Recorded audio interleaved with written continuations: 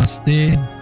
O Deus que habita em mim saúda o Deus que habita o coração de todos vocês. Queridos e queridas ouvintes do programa Lux Esotérica, está se iniciando em mais uma edição. Programa esse que tem o patrocínio dos associados e simpatizantes da Levir, a loja esotérica virtual, há 16 anos na internet, trazendo os temas do esoterismo, do ocultismo, da teosofia, que é a mesma temática aqui no nosso programa. E dando continuidade no dia de hoje, ouvintes, ao tema Os 7 Temperamentos Humanos, nós vamos abordar hoje aqui a continuidade da temática realmente muito interessante que nos traz Geoffrey Hodgson no seu pequeno, mas interessantíssimo livro Os 7 Temperamentos Humanos. É a obra que nós selecionamos, ouvintes, para trazermos para vocês essa temática. E com muita satisfação está à disposição de vocês na Levir, tanto para vocês adquirirem a versão impressa desse livro da editora Teosófica, como também na nossa seção de membros. Aqueles que são associados da Levir podem acessar esse livro, que é realmente muito interessante, ouvintes. E com certeza nós estamos sempre aqui buscando trazer novas letras, ouvintes, do alfabeto esotérico, oculto, para que vocês possam ter uma perspectiva, ouvintes, desta grande tradição espiritual que existe no mundo, que é a grande doutrina, ouvintes, pregada pelos santos seres, pelos mestres da grande fraternidade espiritual que se expande por todo esse planeta. E hoje nós estamos chegando aqui a um ponto desse estudo onde nós vamos abordar aqui os raios combinados, ou seja, a combinação dos raios, dos 7 raios, como eles podem se combinar de uma forma que eles tenham uma atuação no plano prático, na vida cotidiana das pessoas. E tudo isso, ouvintes, que nós temos estudado, emana desse conhecimento realmente transcendental da existência dos 7 grandes espíritos planetários, os 7 grandes arcanjos que estão diante do trono de Deus, a grande carruagem celeste que é o Sol, e por trás do Sol físico está o Sol espiritual, e à sua volta existem os 7 grandes espíritos planetários, os 7 grandes logos, como assim são chamados na teosofia, e são eles, ouvintes, que matizam, que colorem as nossas chispas divinas, e assim cada um de nós, ouvintes, enquanto espíritos, enquanto chispas divinas, estamos coloridos, estamos inclinados a nos comportar e a manifestar um ou outro desses 7 raios. Mas o que constata Geoffrey Hodgson é que dificilmente uma pessoa tem apenas um desses raios ativos. Então ele nos diz, conhecendo suas próprias personalidades, nos diz Geoffrey Hodgson, cada um de nós procura enquadrar dentro desta informação acerca dos 7 raios, a fim de descobrir os seus raios pessoais. E todos nós constatamos, possivelmente, que cada um apresenta mais de um deles como raio ativo. Não há predominância tão forte, específica de nenhum raio especial, mas todos têm um raio mais atuante e tem, por assim dizer, todos os outros 6 raios restantes como sub-raios. Se, entretanto, fizerem um detido exame de si mesmos, constatarão, pelo modo utilizado na obtenção daquilo pretendem, que tem a tendência de empregar o método de um ou outro raio, em grau bastante consistente. Como temos dito, existem afinidades ou correspondências entre os raios.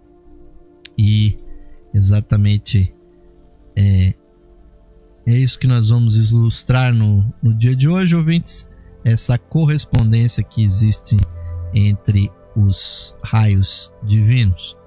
E começando com a conexão que existe entre o 7º e o 1º raio, né? E sobre isso Geoffrey Hodgson nos afirma aqui. O 1º e o 7º raio estão intimamente associados, como o 2º e o 6º, é esta a lógica, o 3º e o 5º, e o 4º raio, então, é o raio que faz o equilíbrio entre essa conjugação de conexões que existem entre os 7 raios. Além disso, os 3 primeiros raios, que podemos considerar raios vida, podem ser considerados como a animação espiritual dos 3 últimos, que são os raios forma. Ou seja, os raios 5º, 6º e 7º são considerados raios mais materializados, mais ativos, enquanto que o 1º, o 2º e o 3º raios são raios mais abstratos, mas que também tem lá o seu lado prático, mas tem um lado vida mais claro, né?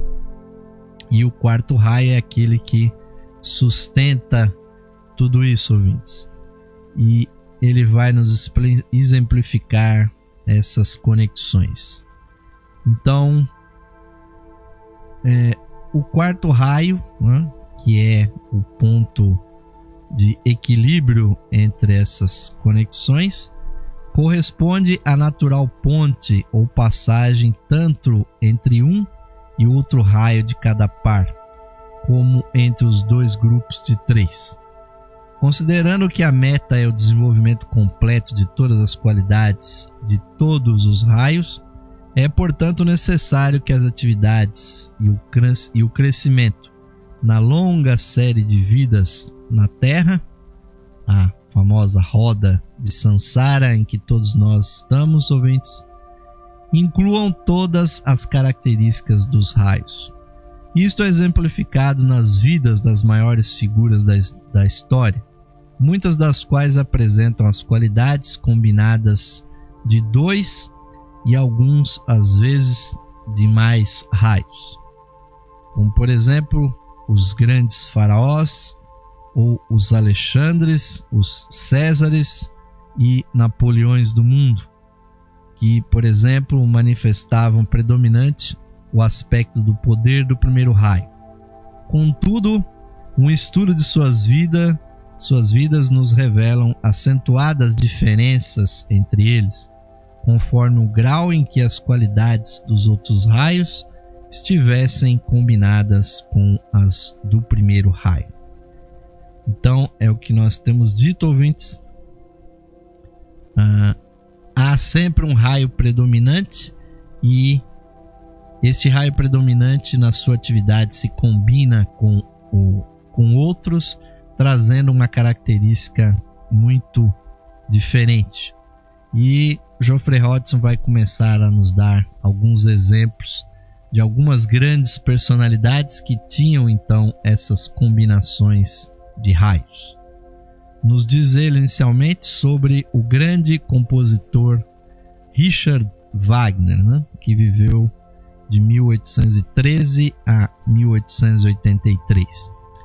Wagner poderia parecer que possuía predominantemente, como músico, como grande compositor, que ele possuísse as qualidades do quarto e do sétimo raios, pois ele era um artista que combinou muitos ramos das artes nas representações cerimoniais das verdades ocultas e espirituais.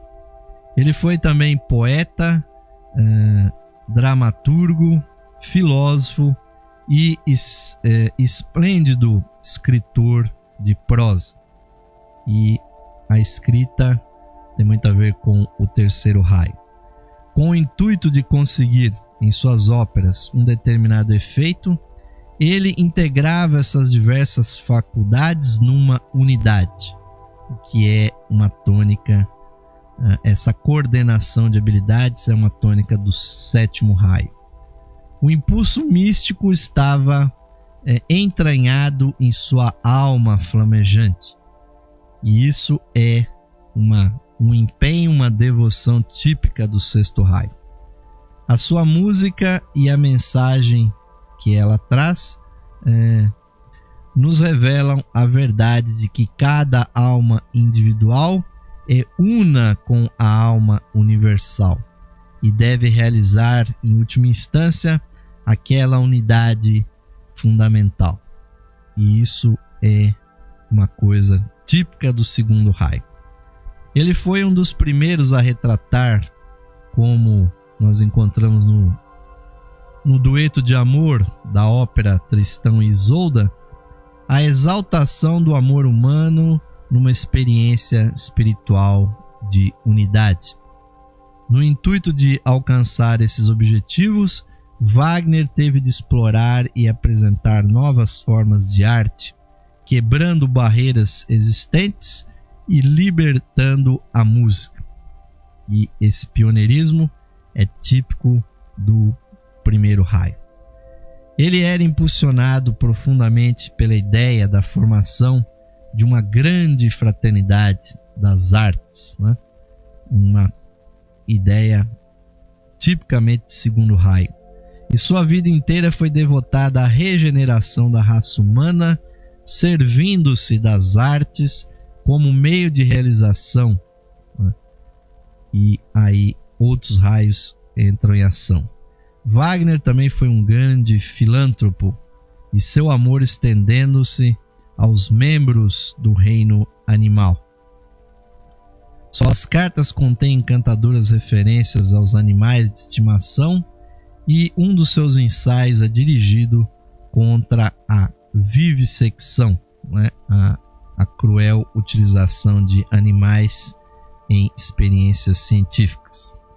Ele enriqueceu a humanidade com a sublime concepção da vida humana como uma ascensão da alma para a perfeição, um ideal do terceiro raio, vertendo sobre ela a beleza de suas melodias e harmonias, tipicamente quarto raio, e demonstrando um notável poder de comover o coração humano, coisa realmente muito afeita ao segundo, ao sexto e ao sétimo raios. Em sua obra encontramos tesouros de sabedoria e de beleza. E Geoffrey Hodgson acrescenta um dado oculto a essa apreciação dessa grande alma predominantemente do quarto raio, que foi Richard Wagner, dizendo que uma tradição oculta afirma que Wagner era uma reencarnação do grande filósofo e dramaturgo grego Sófocles. Então aí, ouvintes, está realmente dissecada uma grande personalidade espiritual da humanidade, que com certeza mereceu aqui a nossa atenção. Mas também vai nos falar Geoffrey Hodgson, nessa análise dos raios combinados, de outro grande gênio da humanidade, que foi Leonardo da Vinci, que viveu de 1452 a 1519. E ele é mais conhecido por suas pinturas, especialmente a Mona Lisa, né? Que está no Louvre. Contudo, ele obteve também muito sucesso como cientista e inventor, e também podemos dizer que até como profeta, demonstrando nisso as qualidades do quarto, né, o raio artístico, do quinto, o raio científico, e terceiro raios, o raio filosófico, respectivamente. Parece que Leonardo da Vinci teve conhecimento do sistema heliocêntrico cerca de 30 anos antes de Copérnico apresentá-lo publicamente, o que o traz para o lado científico do quinto raio. Era estudioso de filosofia, ou seja, do terceiro raio, de anatomia, de astronomia, botânica, ciência natural e medicina, ciência óptica, meteorologia, e ainda atacava no ramo da aviação. Esse que viria, um campo que viria a se desenvolver só muito tempo depois. E todas essas últimas atividades científicas, né, ligadas ao quinto raio. Obteve grandes resultados nesses campos e transmitiu conhecimentos que ainda hoje são usados pelos cientistas modernos. E tinha também conhecimentos de arquitetura, né, que é ligada ao sexto raio, música, né, ligada ao quarto raio, e artes marciais, ligado ao primeiro raio. E nós estamos apreciando aí uma de suas obras magnas, né, já que não há realmente muitos quadros de Leonardo da Vinci, mas aqueles que existem são realmente extraordinários, como a Santa Ceia, que é reproduzida no mundo inteiro e é um sumário realmente de doutrinas esotéricas, né, e ocultas que Da Vinci colocou nesse quadro. E ele fez um cuidadoso estudo da vida e dos movimentos das asas e da plumagem dos pássaros, buscando desvendar o segredo dos seus voos. A moderna construção aeronáutica não diverge muito das linhas que ele traçou. E uma de suas turbinas de água tem uma concepção quase moderna, como o seu odômetro, um invento para medir distâncias pela contagem dos giros de uma roda de carro, e seu guindaste mecânico. Desenhou um bote com um remo em roda, uma ponte movediça, um carro de autopropulsão. Imaginou rolamentos e construiu canais utilizando sistemas de canais com porta, ainda em uso hoje em Milão e no Canal do Panamá. Foi, portanto, um exemplo extraordinário da combinação do terceiro, quarto e quinto raios, né? Essa personalidade extraordinária de Da Vinci. E era, com certeza, um indivíduo altamente desenvolvido, e não foi menos proficiente nos poderes e nas qualidades dos outros 4 raios. E assim, ouvinte, está aí mais uma grande personalidade da história humana, que teve aí muito nitidamente a conjunção de vários raios na sua vida, no seu comportamento, que é uma característica muito importante para quando nós formos tentarmos verificar o nosso próprio raio pessoal, pois com certeza isso não será uma coisa fácil. E ainda nesse primeiro bloco ainda teremos tempo de abordar aqui mais uma personalidade tratada aqui no livro de Geoffrey Hodgson, que trata-se do artista, né, abstracionista Joseph Albers, nascido na Alemanha, na Westfália, em 1889. Vida que ilustra o efeito da mistura do terceiro, quarto e quinto raios num artista, pois dos artistas normalmente se espera as manifestações típicas do quarto raio, que seria a beleza, que seria a harmonia. Mas quando nós temos, como nesse artista, o Joseph Albers, essa mistura de terceiro, quarto e quinto raios, então temos uma manifestação diferenciada que nos descreve aqui Geoffrey Hodgson. Suas obras são descritas, como o fez a revista Time no ano de 1949, como abstrações emocionantes, compostas principalmente de linhas justas e ângulos retos, pintados delicadamente com cores puras, né?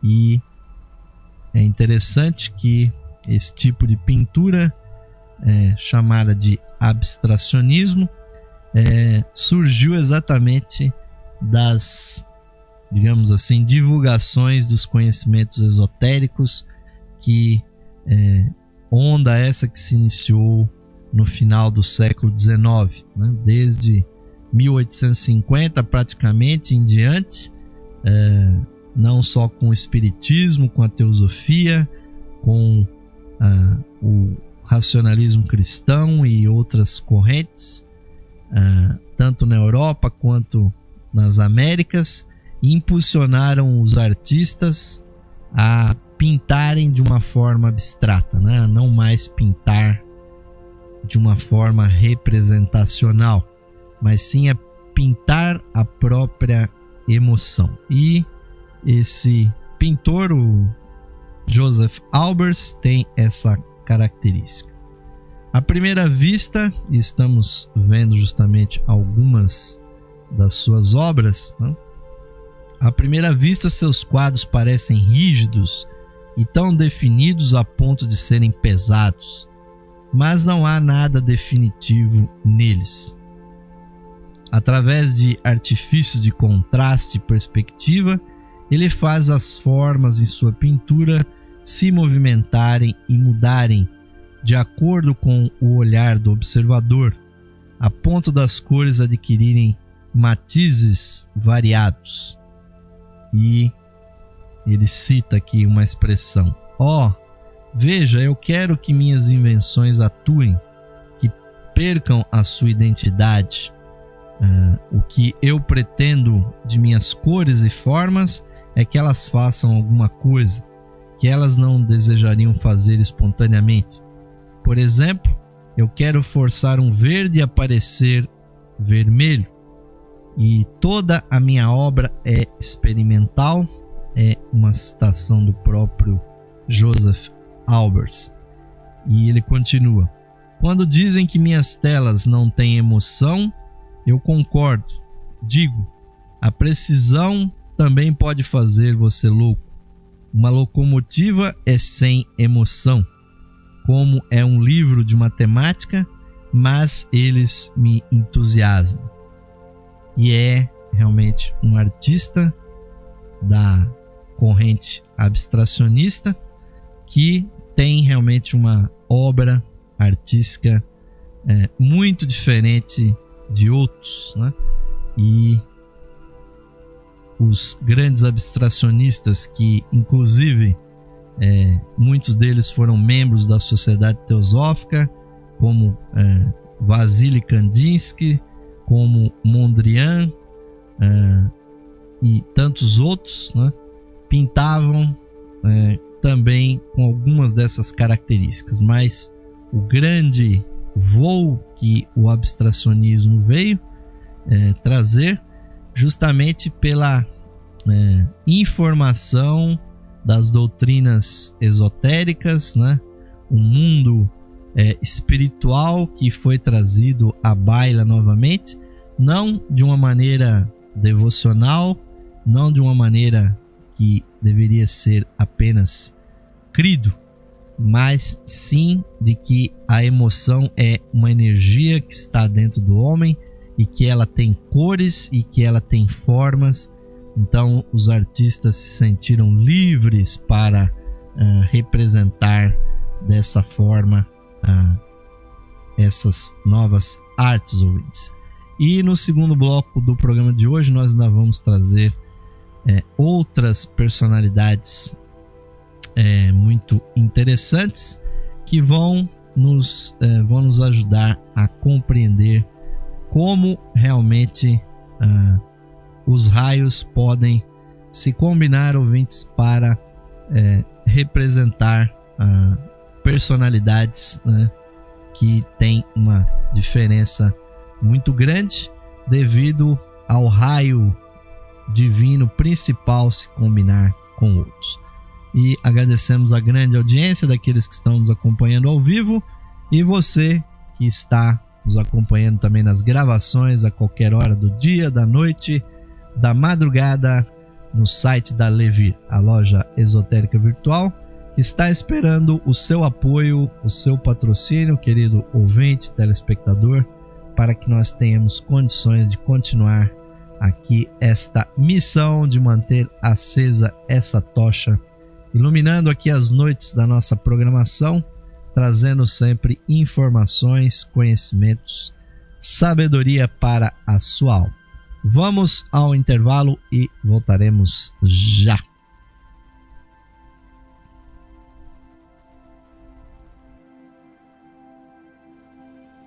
Esotérica FM, música e sabedoria para a sua alma. Saudações amigos e amigas ouvintes sintonizados no programa Lux Esotérica, que vai ao ar de segunda a sexta-feira às 21 horas, com a apresentação de Osmar de Carvalho. Você, caro amigo ou amiga, pode auxiliar a continuidade de nossos trabalhos, patrocinando as atividades da Loja Esotérica Virtual e da Esotérica FM. Você pode ser nosso patrocinador, associando-os por meio de uma pequena quantia que auxilia na manutenção de nossas atividades, que estão a serviço da qualidade de vida de nossos ouvintes. Você pode se associar visitando o site da Loja Esotérica Virtual, a Levir, no site em levir.com.br e clicando na opção de associação. Nós retornaremos a você o seu patrocínio por meio dos brindes de associação. Associe-se hoje mesmo, amigo ou amiga ouvinte, e receba o seu mapa numerológico, baseado em seu nome e data de nascimento. Este estudo revelará para você o poder oculto do seu nome, suas influências, as facilidades e obstáculos que as vibrações do seu nome provocam em sua vida, além das análises do seu número da personalidade, da alma, número de origem, de destino, número anual. Você receberá previsões com as tendências mensais para a sua vida. Além do seu mapa numerológico, ao se associar você receberá também um CD com todas as conferências disponíveis no site da Loja Esotérica Virtual. São mais de 300 palestras tratando dos mais diversos assuntos espiritualistas, que você poderá ouvir no seu computador, ou no seu equipamento de áudio portátil. Amigo ou amiga, grato por sua audiência e o seu prestígio, e aos que tiverem disponibilidade material, somos gratos pelo seu patrocínio por meio da sua associação na Loja Esotérica Virtual. Sua ajuda e patrocínio garantem as condições para a continuidade de todos os nossos trabalhos e da continuidade da programação da Rádio Esotérica FM. Obrigado, amigos e amigas ouvintes, pelo seu apoio. Que Deus possa abençoar a todos os ouvintes da programação da Rádio Esotérica FM.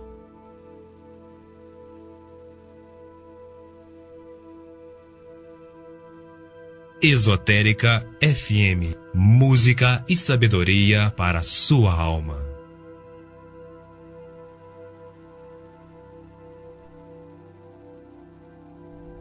Sim, amigos ouvintes, estamos retornando agora para o segundo bloco do programa Lux Esotérica de hoje.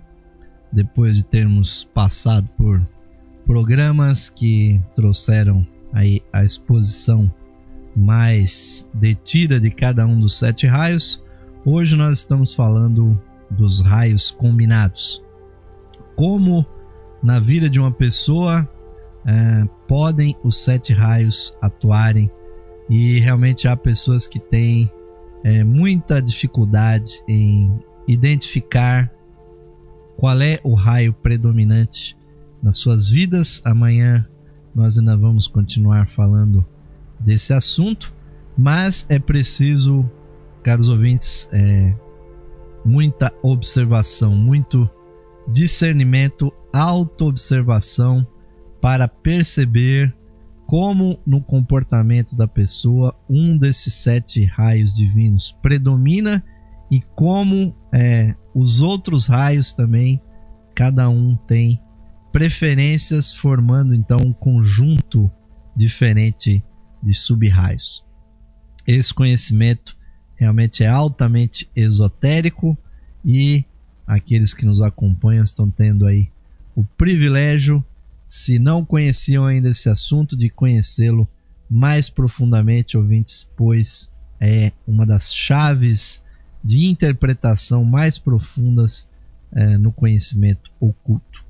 Mas vamos continuar, ouvintes, aqui apreciando outras personalidades que têm um histórico, que têm uma vida que vale a pena nós compreendermos do ponto de vista dos 7 raios. E a próxima personalidade que Geoffrey Hodgson nos apresenta é a do ex-primeiro-ministro britânico que esteve nesse cargo, de 1945 até 1951, que foi Clement Richard Attlee, e que foi descrito pelo correspondente diplomático do London Observer no jornal The New Zealand Herald de 1949 como sendo um dirigente competente e conciliador, mantendo o cargo não em razão das qualidades positivas que possui, mas por ser um grande conciliador. E isso é uma característica do 3º raio. No entanto, ele foi um chefe absoluto do seu gabinete e introduziu tranquilamente mudanças de estrutura que enfeixaram em sua mão uma quantidade de rédeas do poder maior do que jamais foram obtidas por um primeiro-ministro britânico em tempo de paz. E aí demonstra a sua característica como político, o seu 1º e 3º raio se pronunciando. E sobre ele se dizia: o segredo do poder de Attlee é frequentemente atribuído à sua grande integridade. Porém, esse poder tem raízes mais profundas.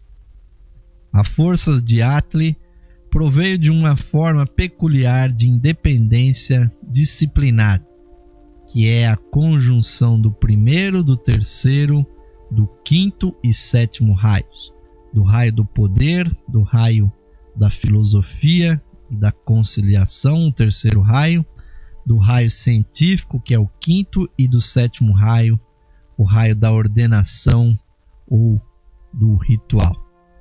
E Attlee se autossustentava, não se afligia pela impopularidade, e nas decisões fundamentais ele chegava até a não ser influenciado pela aprovação ou desaprovação dos íntimos, que na verdade eram poucos, o que demonstrava uma força de 1º e de 3º raio.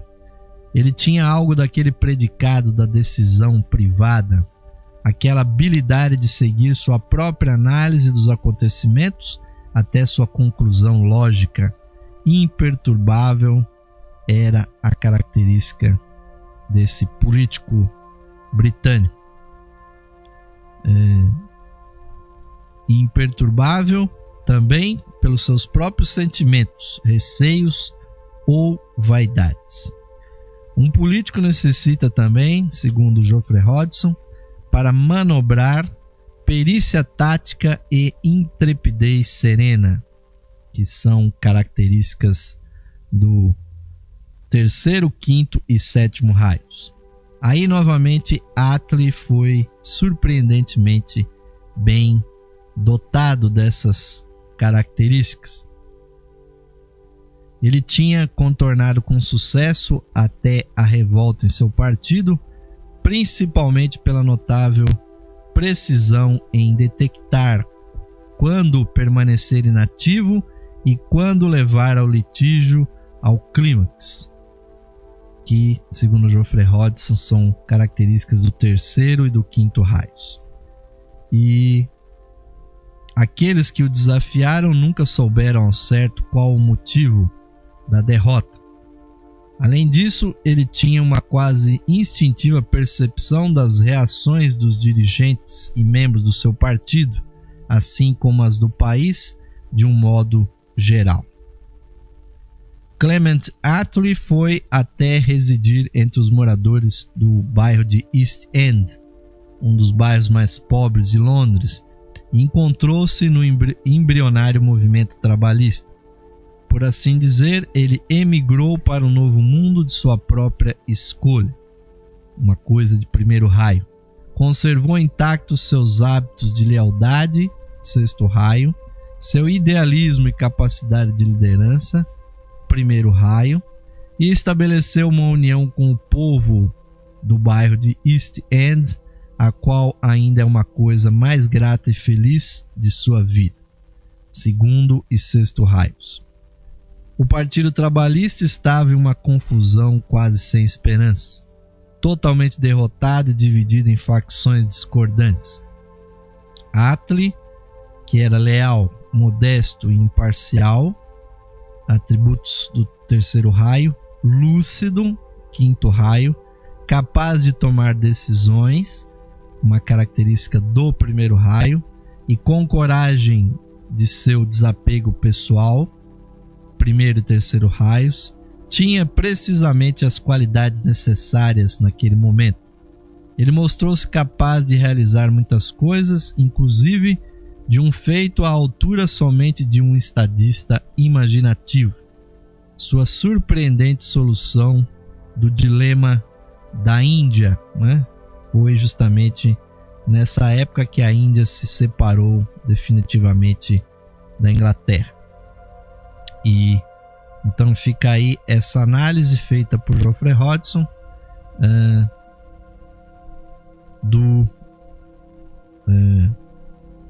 desse grande político inglês que foi Attlee.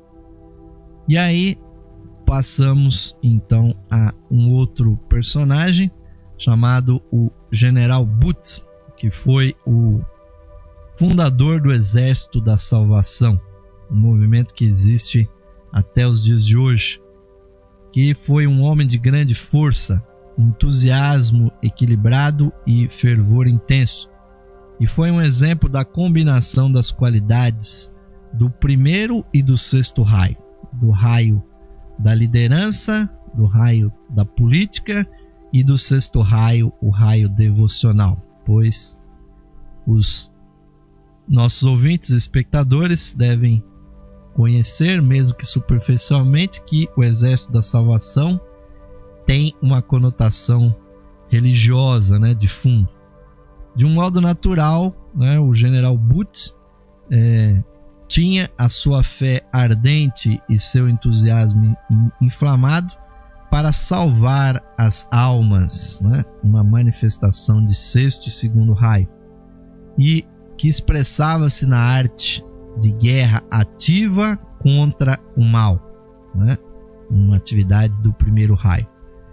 Ele denominou o seu jornal de O Brado de Guerra e introduziu os seus seguidores organizados como um exército.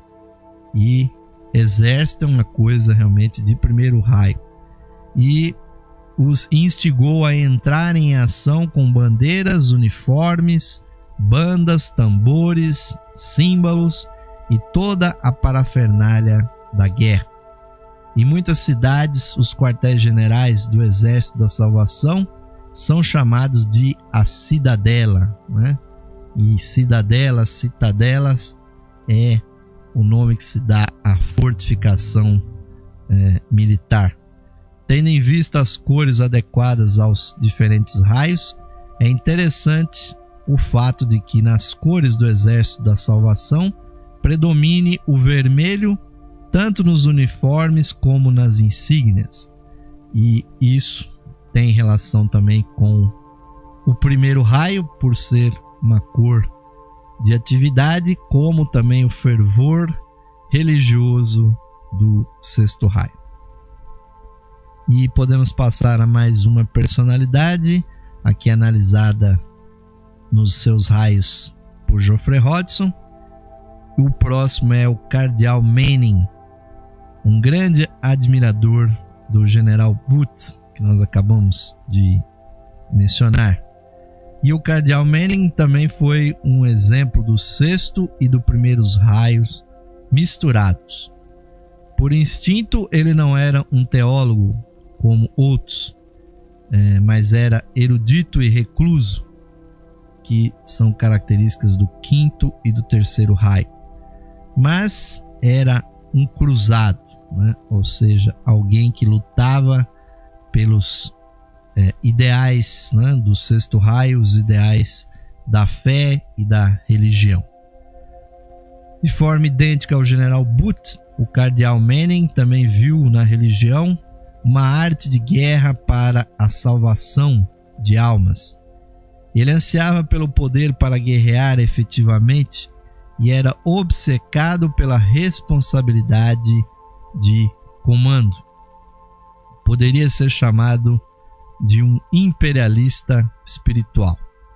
Ele nasceu general e desencadeou uma agressiva campanha de expansão católica, uma atividade tipicamente primeiro raio. E, diferentemente, com Manning, né, com a sua paixão pela vitória, viu-a como um exército de fileiras cerradas contra o questionamento, porque este enfraquecia a solução. E isso é primeiro raio puro. O tempo, apesar de reconhecer a grandeza de Manning, provou que outros estavam errados. As prósperas bases católicas em Oxford, né, na Inglaterra, testemunham a certeza da crença que outros possuíam, na compreensão e na experiência religiosa que o Cardeal Manning possuía, como os maiores poderes com os quais podemos guerrear o mal. A vida e o caráter desses três homens sugerem que com o General Booth, né, o sexto raio predominou, com o primeiro esplendidamente desenvolvido, enquanto que nos cardeais Manning e outros, o primeiro e o terceiro raios, respectivamente, predominaram sobre o sexto. E isso é uma coisa realmente muito interessante, nós vemos como um raio que aparentemente não tem características tão fortes de liderança como o sexto raio, quando tem o primeiro raio como seu sub-raio, então faz com que surjam lideranças religiosas tão poderosas que levam realmente multidões, milhões e milhões de pessoas que estão se convertendo a essas correntes religiosas. E no mundo hoje nós vemos muito isso, como as religiões hoje estão utilizando os apetrechos do quinto raio, né, que é principalmente a tecnologia, para fazer a sua divulgação. Hoje, praticamente toda seita, toda religião tem o seu canal de televisão, tem uma cadeia de televisão, de rádios, de jornais, de revistas, de forma a expandir a sua filosofia, o seu ideário, as suas ideias. E isso, ouvintes, é uma aplicação muito clara, né, de primeiro, né, que é o primeiro raio, que é a decisão, que é a ação política, com o sexto raio, que é o impulso religioso, e o quinto raio, que é o uso da técnica, o uso da informação, e a informática também tem sido utilizado nesse aspecto. E agora nós chegamos aqui nesse ponto do livro de Geoffrey Hodgson a tratar realmente de uma figura extraordinária, que foi a da grande filósofa neoplatônica, praticamente a última das neoplatônicas, que foi Hipátia, né, que faleceu no ano de 415 da era cristã. Faleceu, devemos dizer, de forma terrível, porque ela foi linchada, martirizada por um grupo de fanáticos cristãos. Ela que foi realmente uma expressão da exposição da filosofia neoplatônica, que tem muita conexão aqui com os ensinamentos que nós sempre estamos expondo no nosso programa. E sobre Hipátia, também Geoffrey Hodgson nos diz que ela foi também, muitos séculos depois, a figura de Giordano Bruno. São a mesma alma que ocuparam esses dois corpos diferentes. E podemos acrescentar, isso não está aqui dito nesse livro, mas podemos aduzir a informação de que aquela que foi Hipátia, a última das neoplatônicas, o último expositor da filosofia neoplatônica, e que foi o outro perseguido pelo cristianismo, que foi Giordano Bruno, se reencarnou modernamente na figura de Annie Wood Besant, a segunda presidenta internacional da Sociedade Teosófica, tendo nascido na Inglaterra, mas que se transformou numa hindu de coração, foi para a Índia e de lá governou a Sociedade Teosófica por mais de 30 anos.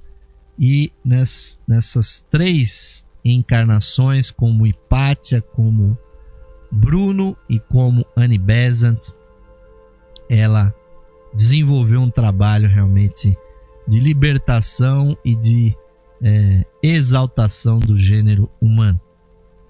Mas o que nos conta aqui Geoffrey Hodgson a respeito de Hipátia é o seguinte: Hipátia e Giordano Bruno foram reencarnações da mesma alma e demonstraram ambos marcantes atributos do sexto raio, né, ou do raio religioso e devocional, e também eram almas inflamadas e temperadas por um desenvolvimento fora do comum das qualidades e dos poderes do terceiro e do quinto raios, ou seja, do raio filosófico e do raio científico. Além disso, cada uma dessas grandes almas possuía o poder de oratória magnífica e perícia literária do quarto raio, se estendendo então os seus poderes ao domínio do quarto raio, o raio artístico. Suas vidas terminaram no martírio, mostrando a qualidade típica do sexto raio, né? A entrega, o sacrifício devocional, a disposição de tudo suportar, de tudo sacrificar, inclusive a própria vida, por um ideal e uma causa. Pitágoras, né, é citado aqui, o grande filósofo grego que viveu entre 540 e 510 a.C., e fundador da escola pitagórica, a quem é acreditada a descoberta do teorema que o quadrado da hipotenusa de um triângulo de ângulos retos é igual à soma do quadrado dos outros dois lados, né, ou catetos. A ele se acredita o sistema heliocêntrico, ou seja, de que o Sol seria o centro do nosso sistema de mundos, e os princípios matemáticos da música. E esse grande filósofo, que foi Pitágoras, demonstrou em acentuado grau os poderes intelectuais também do terceiro e quinto raios, combinando com eles grande capacidade como professor, uma tradição oculta que ele alcançou, uma informação oculta que ele alcançou o nível de mestre da grande fraternidade branca, ou o chamado adeptado, e também exibe em elevado grau as qualidades da sabedoria, amor e compaixão do segundo raio. E ainda sobre Hipátia, né, o que nós podemos mencionar é que está havendo uma reviviscência desse conhecimento sobre essa grande filósofa, como nós estamos vendo aí a capa de um livro de Pedro Galvez, Hipátia, a mulher que amou a ciência, e Hipátia de Alexandria, de Michael Dedkin, né? Subtitulado Matemática e Mártir, né?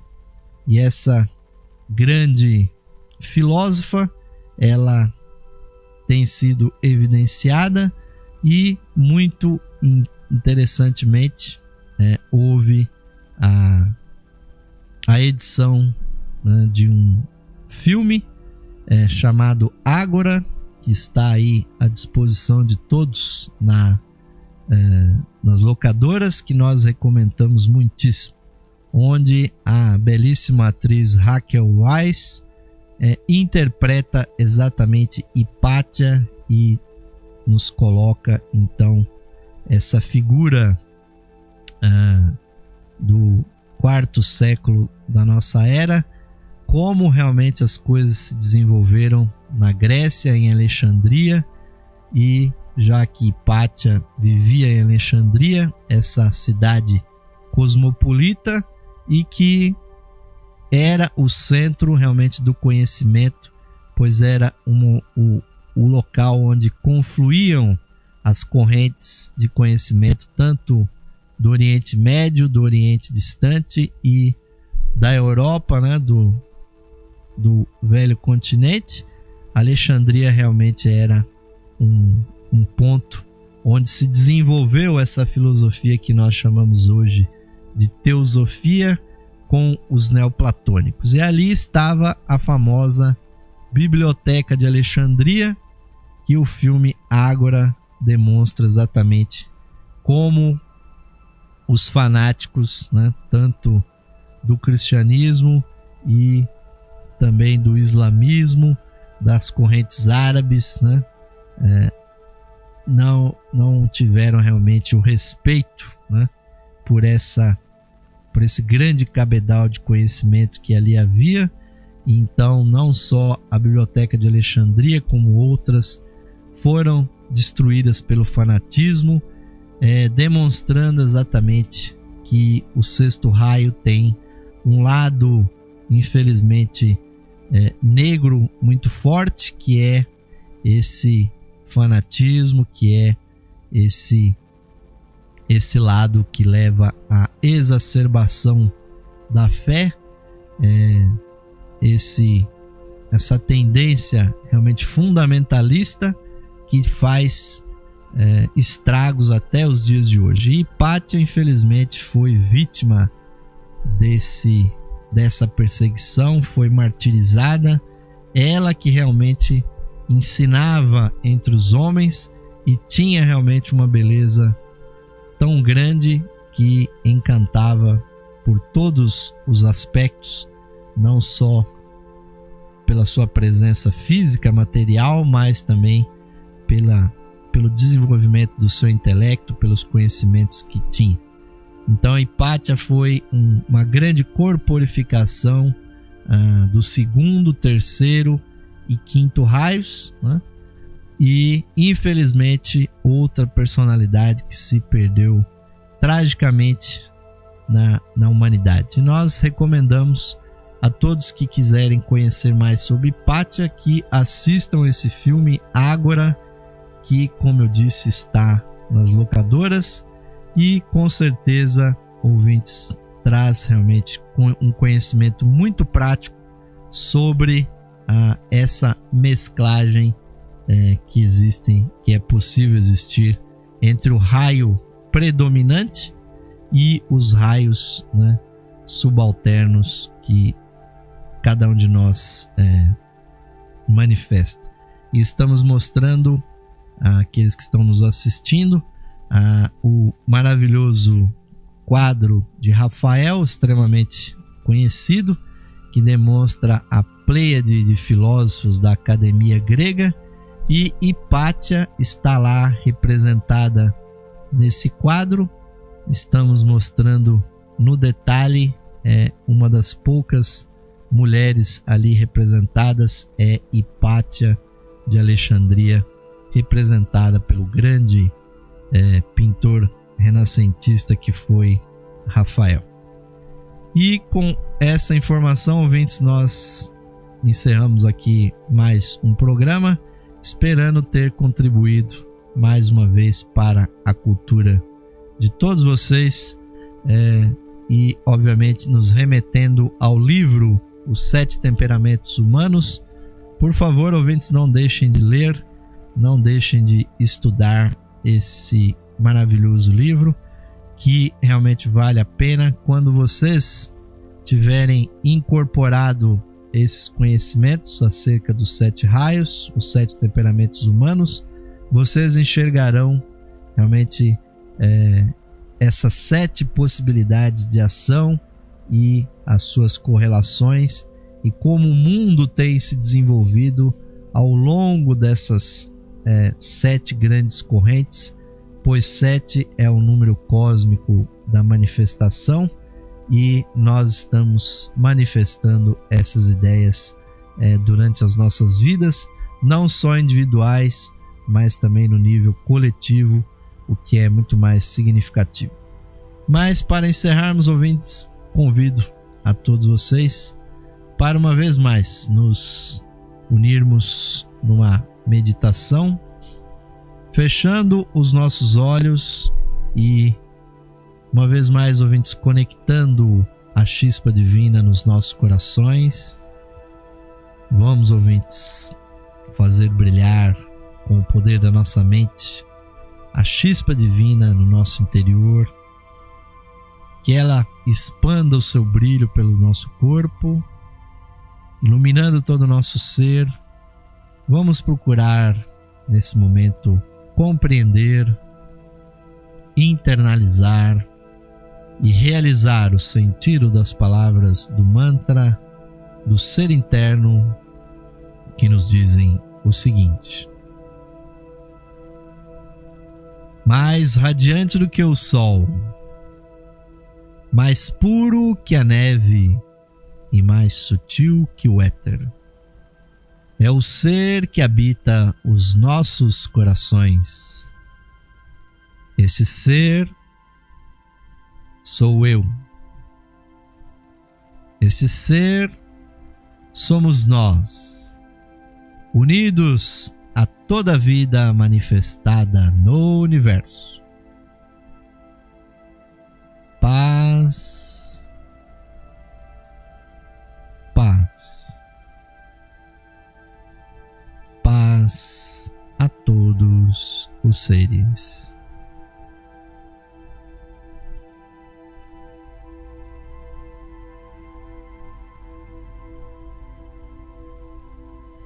Namastê, Om Shanti.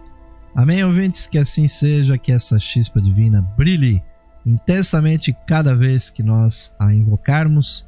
É a esta chispa que serve o nosso programa, esta que é a luz esotérica dentro do coração de cada um de nós, que nós invocamos e que nós ilustramos aqui por meio dos conhecimentos. Muitíssimo obrigado pelo seu prestígio, pela sua audiência. Os deixaremos agora com a musicalidade aqui da Rádio Esotérica FM, sempre com interatividade total com vocês, ouvintes. Não deixem de incluir aí nos seus favoritos www.esoterica.fm e não deixe de nos apoiar na Levir, a loja esotérica virtual. Finalizando, enviando aqui Osmar de Carvalho um forte, um caloroso, um fraternal abraço para toda a nossa audiência. Até a próxima edição do programa Lux Esotérica. Fiquem com Deus.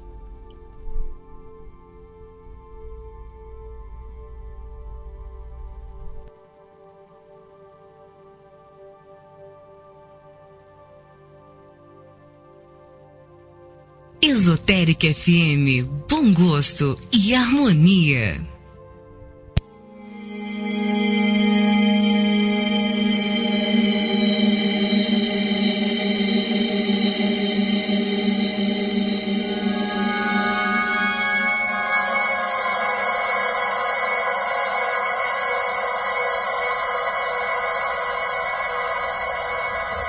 Saudações, ouvintes sintonizados aqui na frequência digital da Esotérica FM. Convidamos a todos para ouvirem o programa Lux Esotérica, que ocorre de segunda a sexta-feira às 21 horas aqui na Esotérica. Nesse programa apresentamos estudos de esoterismo e da espiritualidade humana. Aguardamos a sua audiência, queridos amigos e amigas ouvintes, para o programa Lux Esotérica, de segunda a sexta-feira às 21 horas, aqui na Esotérica FM. Música e sabedoria para a sua